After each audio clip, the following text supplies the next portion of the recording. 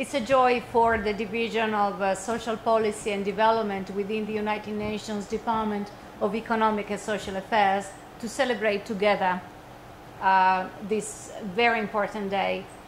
We, Division for Social Policy and Development, have been tasked, and it is an honor, by the department to be the focal point within the United Nations system on cooperatives. Therefore, we have already had the pleasure to work together with Mongolia for many years, and now our relationships are going to become even more relevant, having more and more stakeholders on board with whom we can share our knowledge and provide hopefully sound advice. But today it's a day for celebration. What are we celebrating here? I think we are celebrating prosperity. We are celebrating the planet, and we are celebrating people.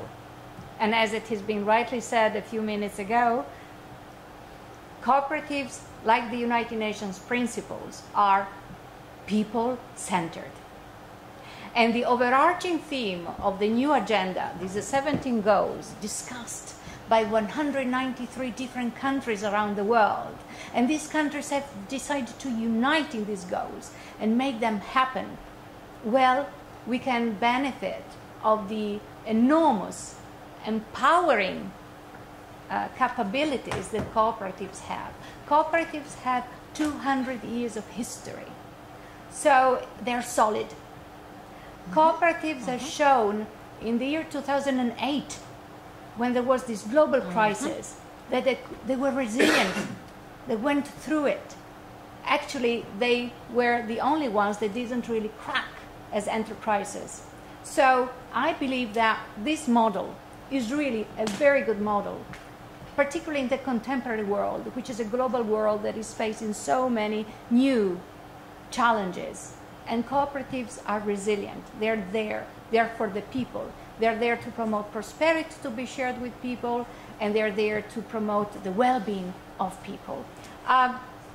So I would say the 2030 agenda seems to have been written for cooperatives or by cooperatives, and because there is this ability of combining business with acumen on social development ideals, and leading the Division for Social Policy and Development, of course, I wouldn't be more than happy to be supporting these endeavors. We, in the United Nations, at least in the Secretariat, operate through intergovernmental processes.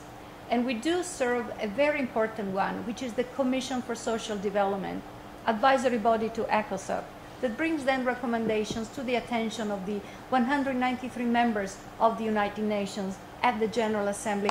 I would encourage, therefore, to utilize this day to think about strategic ways for cooperatives to be able to support the endeavors of the United Nations, that is, of these 193 countries, members of the organization, in implementing and having an impact at a national, regional, and international level on the various goals and the various targets of the goals that are a lot, actually, 169, I imagine.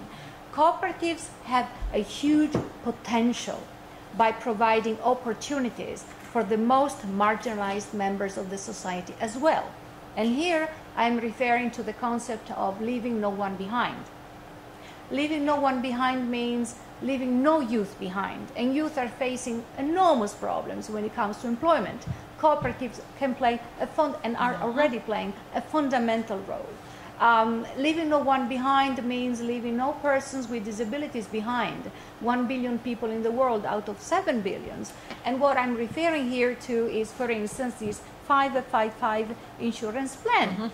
Often persons with disabilities are among the poorer of the poorer. Certainly. But with this kind of provisions, they themselves have been denied until now, probably in many countries, to have insurance coverage. But now with this 555, then there is a new opening. And this is also good for the market. It's a win-win situation.